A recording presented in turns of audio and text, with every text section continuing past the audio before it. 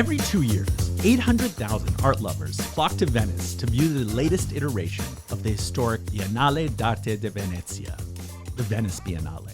One of the world's most talked about contemporary art shows, it's also the world's very first art biennial, which launched in 1895 and has been staged every 2 years with very few exceptions. The event was such a hit that you can see its influence as a blueprint for art biennials around the world. From Guangzhou, Sharjah, Sao Paulo, Kochi, and even the Whitney Biennial here in New York City. This massive art show is made up of three main components. Let me explain. First of all, there's the National Pavilions, where countries from around the world send artists at the top of their game to represent them. And this is probably why the Venice Biennale is often joked about as the Olympics of contemporary art. Most of these pavilions are located in the Giardini, or gardens in Italian, which is the oldest part of the biennial grounds that hosts some of the longest participating countries, including the US, UK, Germany, France, and a few non-Western nations like Japan and Egypt. Others are at the Arsenale, the city's former shipyards that offer large cavernous spaces well suited to contemporary art. And then the remaining national pavilions are scattered all across the city in off-site locations that can be former palazzos, dingy warehouses, or even churches. The second part is made up of a central exhibition curated by the artistic director of the Biennale, which this year was Brazilian curator Adriano Pedrosa, who's the artistic director of the São Paulo Museum of Art. The central exhibition's theme this year was Foreigners Everywhere, and it took place in the central buildings in both the Giardini and Arsenale. And then the third part are the collateral events, which are amorphous types of things that happen at many times and in many locations, and they seem as numerous as the stars. These are the types of things I wish I could get to, but there's just so much going on. But I definitely suggest checking them out. Politics for many of these countries are unavoidable, and their curators are often tasked with choreographing a delicate dance when choosing how their governments will be represented. This year's machinations included Russia offering its pavilion up to indigenous artists from Bolivia, Poland welcoming an art collective from Ukraine, the United States featuring Jeffrey Gibson as the first Native American artist to have their own full pavilion, and Israel canceling their exhibition, which perhaps they didn't really cancel after all. Politics, as you can see, is everywhere at this event, which, if truth be known, is my favorite art exhibition in the world, even if I don't like what's on view that year. This year, it was clear the impact of the Israeli invasion of Gaza was looming large. Groups organized readings and events to address the human rights disaster that was appearing on our screens nonstop, and still is. Some artists in the exhibition also displayed signs by their art identifying themselves as artists against apartheid, referring to the term that all major human rights organizations use to describe the realities faced by Palestinians in Palestine and Israel. But that wasn't the only issue on people's minds, as protesters also highlighted human rights crimes of the Iranian government at one event in front of the Giardini, while others posted flyers about events in Ukraine and conflicts and crises raging around the world. And there is no shortage of those, unfortunately. So for this podcast, I sat down with AX Mina, a longtime hyperallergic writer, to talk about our impressions of many of these shows and what it was like walking through this year's edition of the Olympics of the art world. I'm Hãhãwpuá, the editor-in-chief and co-founder of Hyperallergic. Let's get started. Okay, good morning. Good morning, good morning. Good morning, AX. Good morning, Harag. How are you? How are you doing? I'm doing okay. So we're going to talk about Venice, the Venice Biennale. Both of us were there. Yes. So first impressions, first thoughts. When I say the Venice Biennale now, to your head, what is the first thing you're thinking of, considering you just got back a few weeks ago? Honestly? Yep. I'm thinking of the rain. Rain, yes, that's right. There was a lot of rain. I think I say that because I was sitting in the Taiwan Pavilion. Yeah. When I got a weather alert about a thunderstorm. Oh, yeah. And the pavilion itself is really about this kind of, it had explosions. It had these, it was really about the kind of, it's almost like political and economic chaos, right? Yeah.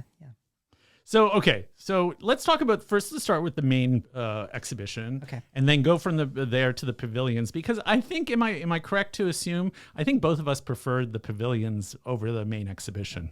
Well, I would say that I liked individual pieces in the main exhibition, and their individual pieces and installations that really resonated for me. Right. But I also have to admit, I was the sheer size of it. I was only really able to see the international exhibition in one area, right? In one of the venues in Arsenale. Makes sense. Absolutely. Whereas the pavilions, right, they're self-contained, right? So they're individual pavilions that I appreciated, and individual ones that I just kind of moved on from. Yeah, absolutely. Okay, so now the main exhibition. So the Arsenale and the Giardini. What are some first impressions? What are things that you think were really notable?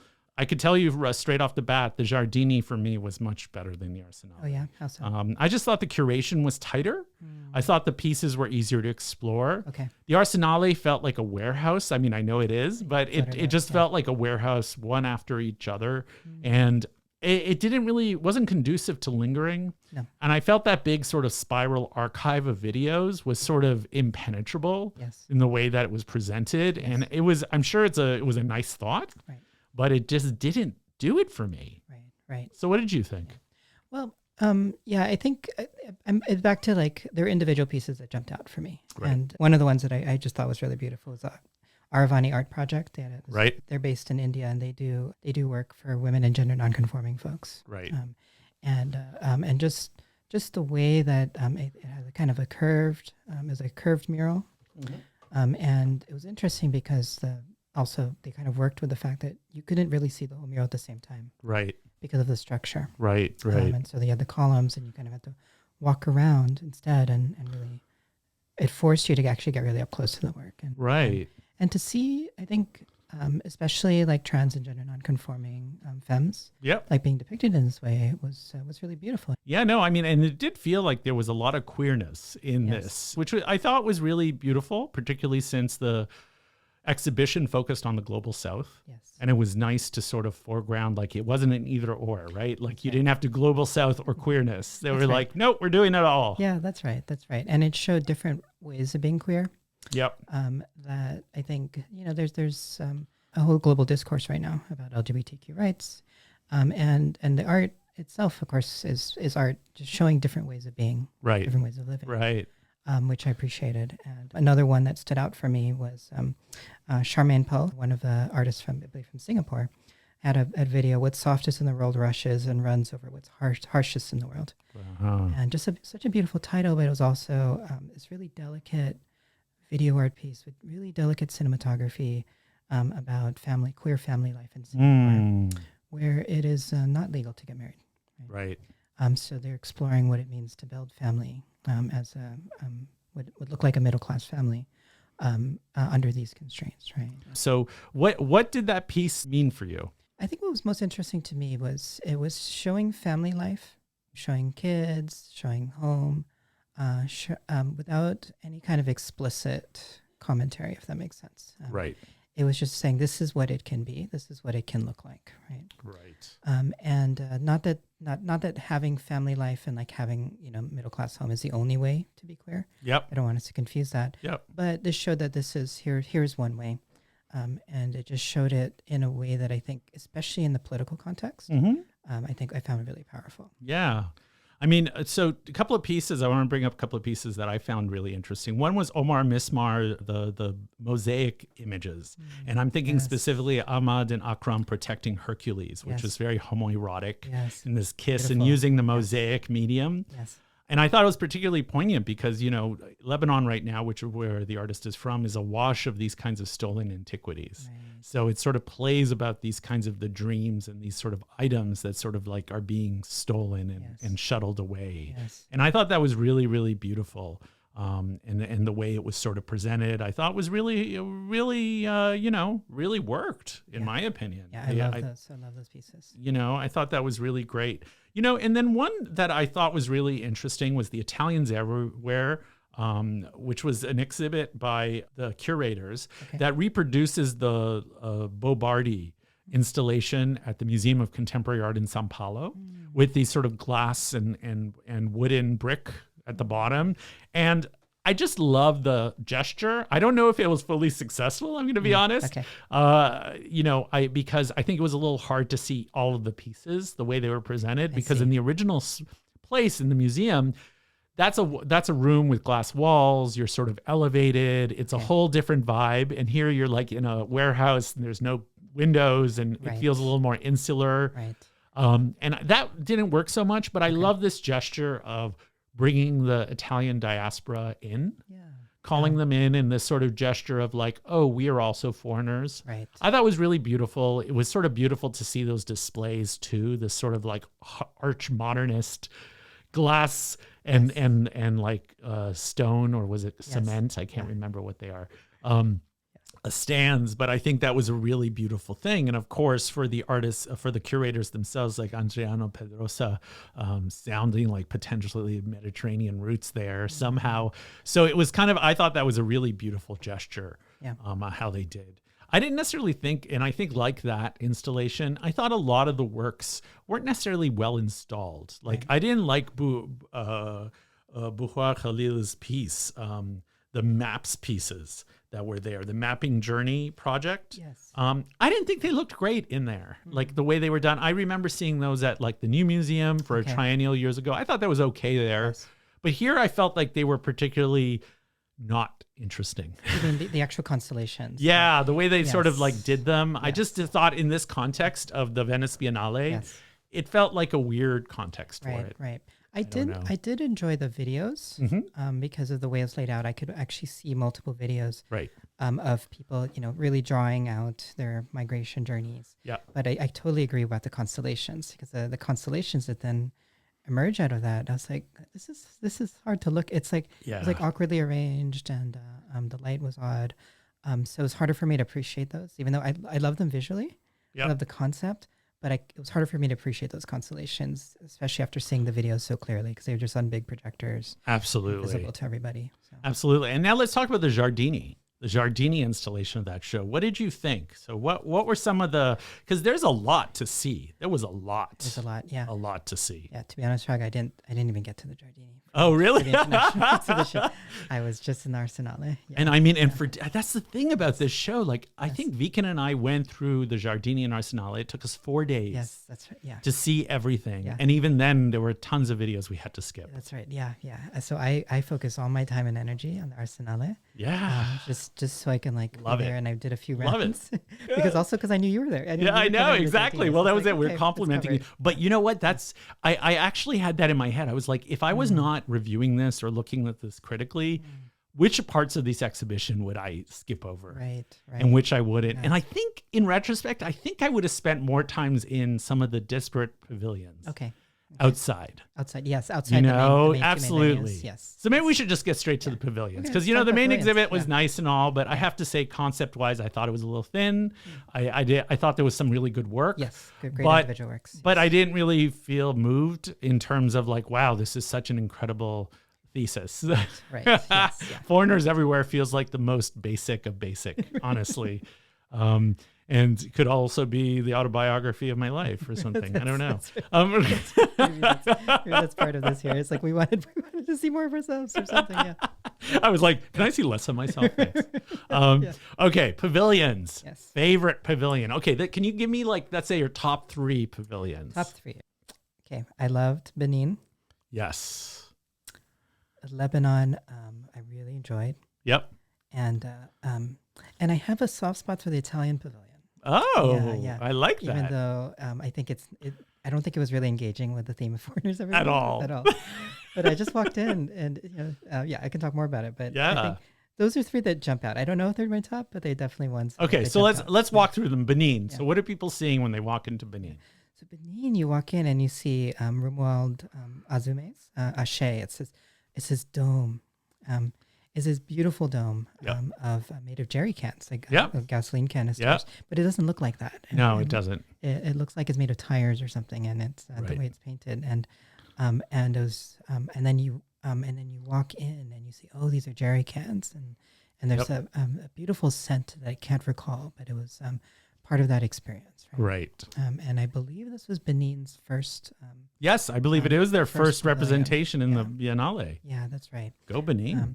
So there was the dome, and it was really based on, what I understand at least, Ashe has this power it's the power that induces change in the world. Mm-hmm. And I looked up the artist's work and learned more about the way that they repurpose materials that are often seen as refuse, right? Absolutely. And then that's really combined with the other piece. It was a big tapestry by I think Ishola Akpo, which shows a female chieftain in full color, and it goes with Mufuli Bello's Egbe Mojisola, and with deep apologies for mispronunciations here. These brilliant blue paintings of women accompanied by books about feminism in global South, and so it just creates this sense of being amidst royalty, but also amidst some significant change, as it's implied by the dome. So it was beautiful, and I think that was in the Arsenale and was one of those pavilions that really seemed to capture a little bit of the energy. Yes, that's right. Of the place. That's right. And also the site, which I thought was really successful. Yeah, okay, so now the next one, Lebanon. Yeah, Lebanon. So this was Munira Al-Sol's. It's called A Dance with Her Myth, and it starts with the myth of Europa. Yep. Which we often forget is like the myth that from which Europe derives its name. That's right. And just to remind people, Europe is a princess of Phoenicia, right? Which is in modern day Lebanon. Yep. Was abducted, decreed by Zeus, who took the form of a bull to full Europa, right? And so sometimes this is described as a rape or an assault. That's right. And so the work is really looking at that myth and reimagining it, right? Right. And so it's a series of a video work, ceramic sculpture, series of drawings, some animation, and even live performance. And then there's this gorgeous boat with the head of a horse. And so we see different images: Europa kissing the bull, another with her on the floor, her hands tied behind her back. Yep. And I feel like the artist is really engaging with this really violent myth. Yeah, that's right. Right. And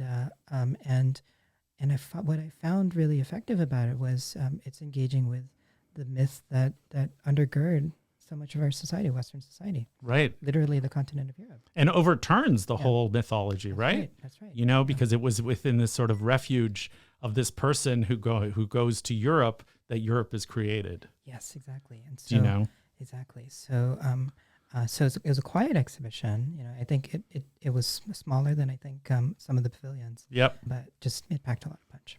Yeah, I did. I thought the boat was really powerful, and the banners, the hanging banners. I thought it really did play with that. And I did think it was an important moment to have this discussed because, like you said, it really sort of overturns this idea that, that migration, first of all, is just one way and benefits only one way. Yes.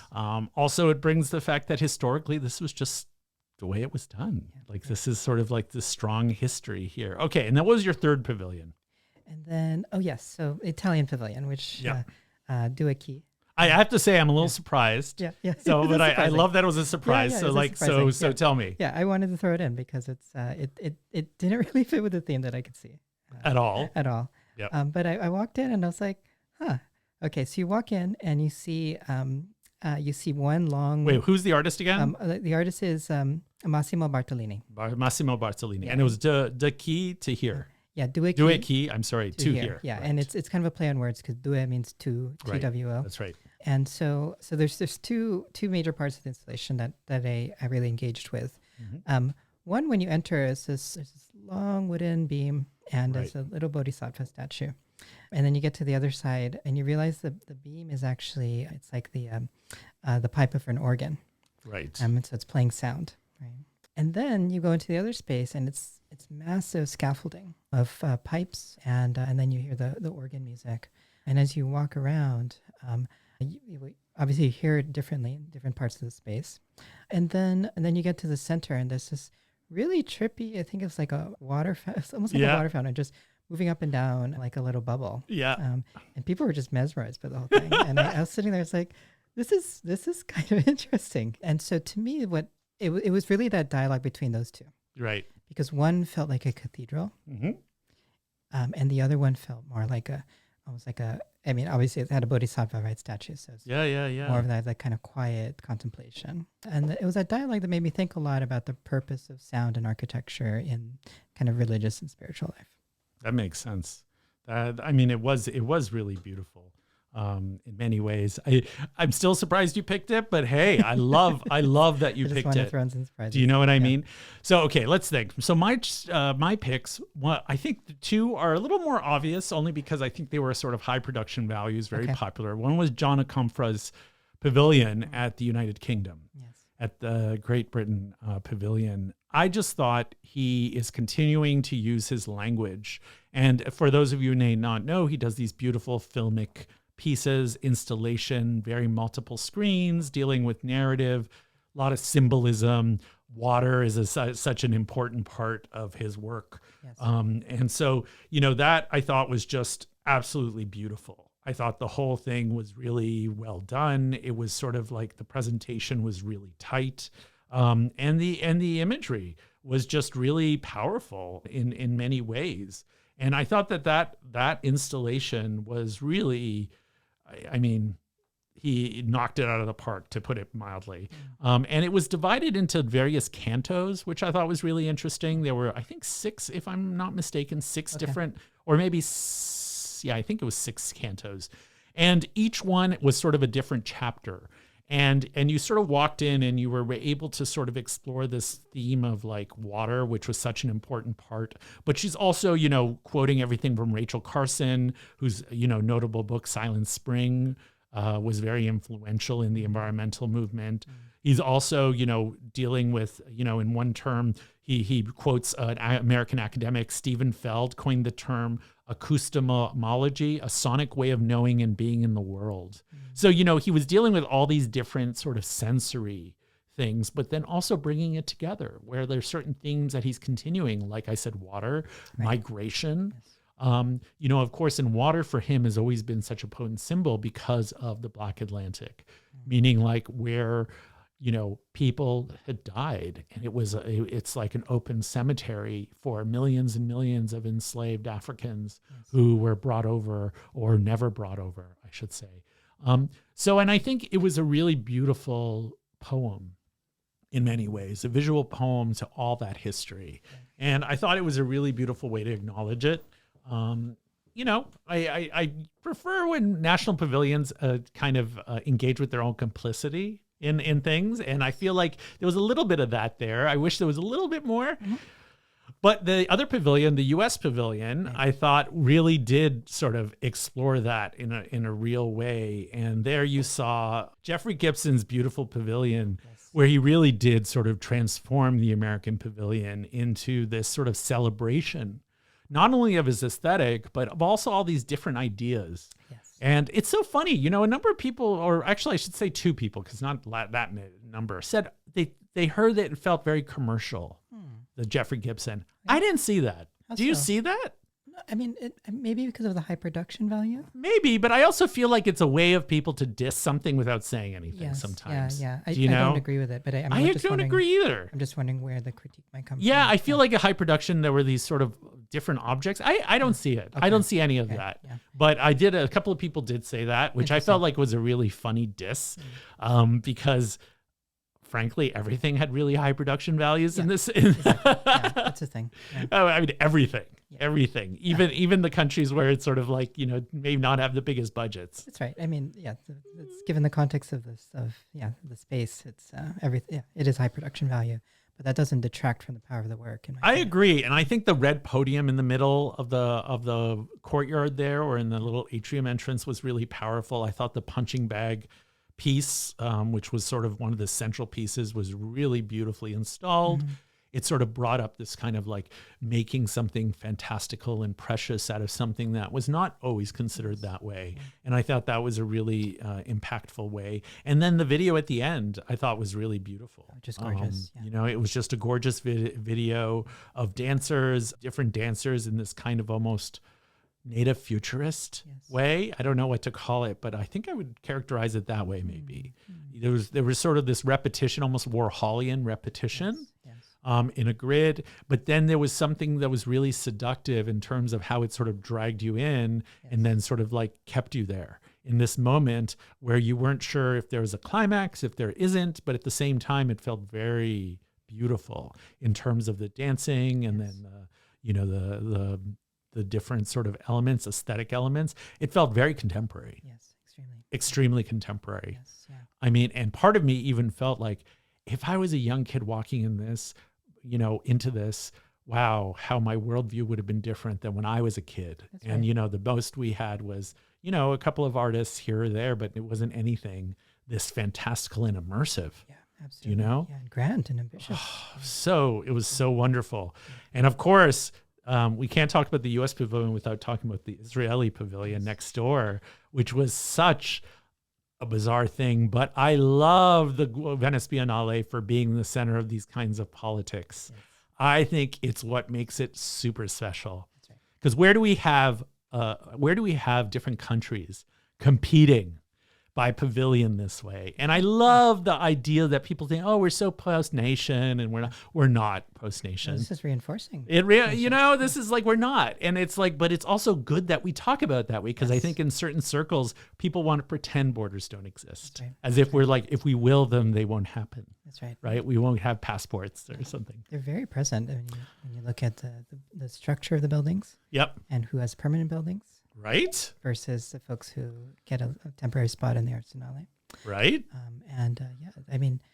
Especially in this moment of reevaluating, renegotiating the nation states. I think exactly right. This is the Venice Biennale is a place to just lay that bare and say, okay, here's how we're looking at art. Right. And of course, this year, the artist displayed a video that was about motherhood and other themes, and then decided to, quote unquote, close the pavilion, which I thought was really unusual, because the video and the work, because of the way the pavilion is pretty visible from the street. Yes. And then I kept looking and noticing there were always guards in front of the pavilion, at least 3 minimum. But then at one point, really interesting enough, I saw a big crowd in front of the pavilion. And I walked up and I was like, what's going on? I was like, is that the artist? Who is that? What's going on? Then I found this lovely person who was an American who lived in Venice. Okay. And they were standing there waiting. And I went, what are you waiting for? What's going on? And that person said, that's the artist. And the artist is giving a tour to the right-wing Italian culture minister. And I'm just seeing if they're going to open the door to let him in. And I was like, this is incredible. Wow. So that's how I found out. And then I went, wait a minute, that's what's going on here. And they did not open the door, but it was so interesting to see that, the politics of it had really sort of come down to that level, where people were like, okay, what's going on? This is really strange. And of course, the artist, Ruth Petir, was giving a tour to right-wing Italian culture minister Gennaro San Giuliano. So, it was really raised the questions of, how is this closed? Yes. And what does this mean? I also found out that she was giving curator tours. Is that right? So, this pavilion wasn't really closed. Right. I think it was a really opportunistic way of sort of, getting ahead of the news cycle in a way, and trying to save some face. And I think it was hilarious to watch white Europeans defend her, which was really, really funny in my book, because anyway, we don't have to go on about that. But I thought that was such an interesting perspective on that. Though a lot of white Americans also defended the action. So that's interesting in and of itself, for sure. Now, one pavilion I actually kind of enjoyed, but I didn't expect to enjoy so much, was the Saudi Pavilion. Oh, yeah. What did you like about it? So it's Manal al-Dowayan's work. Okay. I thought it was really special. I thought it was a really beautiful sort of installation. I thought it kind of worked. As you know, I've been very critical of Saudi Arabia and sort of the way they do things around culture. But I thought this was a really nice opportunity to sort of like show the work in a different light, bring up some topics that might be, critical, which I thought was really important. And the name of the piece was Sifting Sands, a Battle Song, I believe. Yes. And that's the name of the piece. Okay. And for those who may not know, let me just read a little bit. The installation is inspired by the evolving role of women in Saudi Arabia's public sphere and their ongoing journey to assert their place and to reshape the narratives that have historically defined them. Okay, noble. Yeah. I think that's a noble goal. I thought the pieces themselves were kind of beautiful.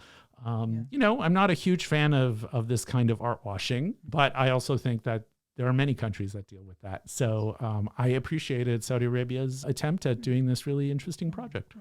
Okay, let's talk about some other pavilions. Nigeria. You went and specifically scouted that out for Hyperallergic. So tell us, how was it? Nigeria Imaginary, curated by Andrea Emelife, I believe. Yep. I've really, I think there are parts that I really, really loved about it. And then there are parts where I wanted to see more. And I think in that way, that's quite strong. This is one of the pavilions that's away from the main venues, right? It's away from the Arsenale, away from the Giardini, and it's at the Palazzo Canal. And so it's a bit of a trek. It was a bit of a trek for me to get there. But I think it was interesting because it was so much about futurism, right? About the imaginary, but it was grounded in history. Yep. And I think the works that really stood out for me, I think it's almost expected to say that Yinke Shonibare is it's called Monument to the Restitution of the Mind and Soul. Right.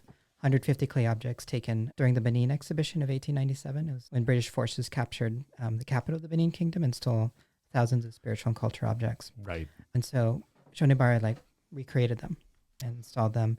And then you had Ndidi Dike's Black Hood, a Living Archive, which is a wooden batons and paper tags, each with a name of a black person in Nigeria, Brazil, or the U.S. who died from police brutality. So the artist was really trying to, make these connections on violence in these different contexts. And this was juxtaposed with historical figures, right? With traditional sculptures, traditional works and histories. And so I think it made a really powerful statement about how futures, our imaginaries, need to be grounded in history. Yep. But at the same time, I wanted to see a little bit more of that visioning. Yeah. Of futures, right? Right. And so that's why I think it's a great thing it left me wanting. So I hope that this dialogue continues. Yeah, no, I hope so too. I tried to get to the Nigeria Pavilion. It was closed the day I was going, but I heard such good things about it. Yeah. And it's sort of like this expansive imagination that they brought to the pavilion, which I thought was really wonderful. Yeah.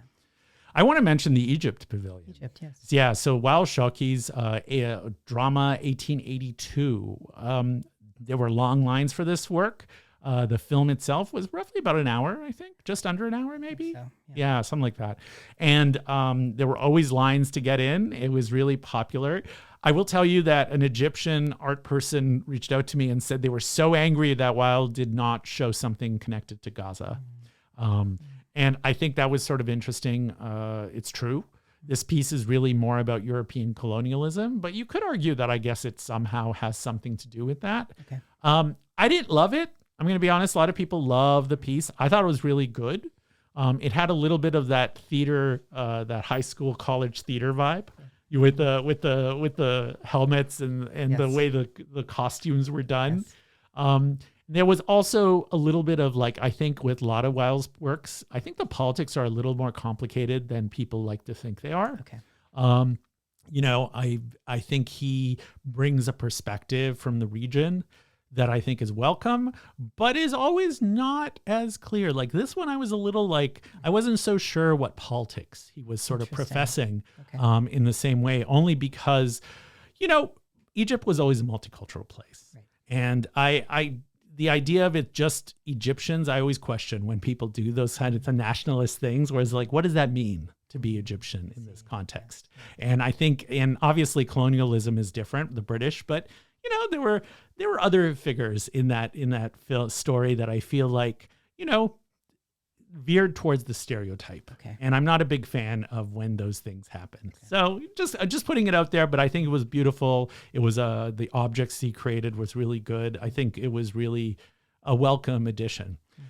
But let's talk about the Taiwan Pavilion more. Yes. Because I think we both loved it. And I think it was really great. Wang Guangming was representative of the pavilion, and I thought it was super powerful. Yes. I thought it was really beautifully done. It brought the anxiety of the moment there. And I do want to mention that Macau and Hong Kong also had good pavilions this year. Which I didn't see. I saw those, and I have to say they all dealt with aspects of this surveillance culture. Okay. They dealt with this anxiety. It was very interesting that a lot of those themes were there. Yeah. Though I think Taiwan did it most successfully. Yes. That's my take. What do you think? Yeah. Yeah, that's right. I think it's one of the standouts, absolute standouts for me. And I think because part of this to me is we are living, and this was the essay I wrote for Hyper, right? We're living in a really chaotic time. And if a pavilion or exhibition about foreigners everywhere wasn't directly addressing this, it was hard for me to be compelled, if that makes sense, in some way, right? Yep. And I fully recognize I just mentioned the Italian Pavilion, which doesn't recognize but I think because it was so peaceful. But the Taiwan Pavilion, just its way of just directly confronting the struggles around democracy, the struggles around safety, and the very real concerns about military action. And I think the fact that it directly confronts this was, I think, really quite effective. And agreed. It kind of made me want to see more of that. Yeah, absolutely. I think the Taiwan Pavilion has been excellent for years now. Yes. And it's just, it's incredible. And how much the embrace of technology among Taiwanese artists being selected has been great. Now let's talk about the Golden Lion winner, the Archie Moore Pavilion, Kith and Kin at Australia. I didn't see it. You didn't go? Oh, see, you really did make me do all the Giardini that's work. right. No, I did. So that's right. We love it. But this is what Arsenale. happens at the Venice Biennale. Right. You really cannot see everything. You were there for quite a while and you couldn't even get there. That's right. And I was there for a week. I couldn't even get to the Nigeria Pavilion. It's really so large, and it's so large. That's why I find it easier to comment on individual exhibitions and installations, because it's in some ways like trying to see it all is if you have that kind of leisure and that time, all the more power to you. But for most people, you're really just going to see a chunk. And so I will say that Archie Moore, I thought it was a beautifully installed exhibition. I have to say, I still, part of me liked the old Australia Pavilion. Okay. When they rebuilt it into this black cube, I part of me died a little bit inside, just because I feel like it's so boring compared to like the old pavilion, having this awkward, weird thing. But I also know why artists didn't like exhibiting there and all this sort of stuff. The one critique I have about Archie Moore's piece is when the door opened, when you're in it, the light that flooded in ruined the experience for me. It was just too much of a contrast. I like the installation. I like the walls, this kind of like 10,000 year list of ancestors. Okay. And it was sort of beautiful, especially for those of us who don't have these kinds of family trees and can't even imagine how to put them together. Okay. Often, this felt like a really powerful gesture to say we are the oldest, the indigenous people of Australia are the oldest continuous civilization, and here's the proof in a way. And it really felt beautiful that way. And I thought the installation, the sparseness of it was really welcome. I thought the kind of the feel of it, but that light, the way the light was controlled in that space really irked me. So I'm just going to say that. Okay. Archie Moore, great piece, but that light, the way the door sort of it flooded in. I'm expecting maybe on quieter days that door doesn't open so frequently. Okay. So maybe people can have private moments there. Yeah. But I was not. It always felt like, whoa, what's this light? Where is this coming from? It felt a little overwhelming that way. Okay. So I will say that. So now, any sleepers on your list? Yeah, I'll bring up two. The Mongolian Pavilion. Oh, yes. Did you see it? Of course I did. After you were raving about it, I had to go see. Yeah, just outside the Arsenale. And walked inside, and the artist is Archibald Ayozana. Yep. And it's, you walk in, and it's this aluminum skeleton figure with big skulls, and each joint is a skull. And it's a three-eyed head. And it was just incredible. It was almost garish. Yeah, absolutely. But then when I sat with it, and I understood like where it was coming from, it's a depiction of the Vajrayana Buddha's deity, known as Chittipati, right? It's often depicted in traditional art as like a pair of dancing skeletons, representing twin energies of death and awareness. And just as someone who studies Buddhism, who practices Buddhism, I was like, wow, this is a really edgy depiction of a figure that I'm generally familiar with. It's not a figure a deity that I'm deeply familiar with. And then the other thing, it was this idea of sitting, dancing and singing with the charnel grounds. I don't know if many people are familiar with the charnel grounds, but it's a common image in Buddhism of like sitting with the charnel grounds, the area where bodies are left out to rot, right? Yep. And in this tumultuous age, even though it wasn't directly confronting politics in the way that the Taiwan Pavilion was, it was offering a way to look at this time of death and suffering. Right. Yeah, absolutely. I thought it was beautiful, and I thought it was really original. And that's the kind of energy I like to see at the Venice Biennale. Yes, exactly. You know, it didn't fit into any categories, and it was doing something very specific to country and site, which I thought was really beautiful. That's right. I love that. Yeah. I'll just shout out as well the Southwest Bank exhibition, Landworks Collective Action and Sound, which was organized by artists and allies of Hebron, and presented in collaboration with Dar Jasir for Art and Research in Bethlehem, and curated by Jonathan Turner. I thought it was a beautiful little gesture at a time where Palestinians are feeling erased to do this exhibition. And bring in, also showing how artists have been thinking about this topic for decades, and I thought it was a really nice way to respect that without having to do anything to,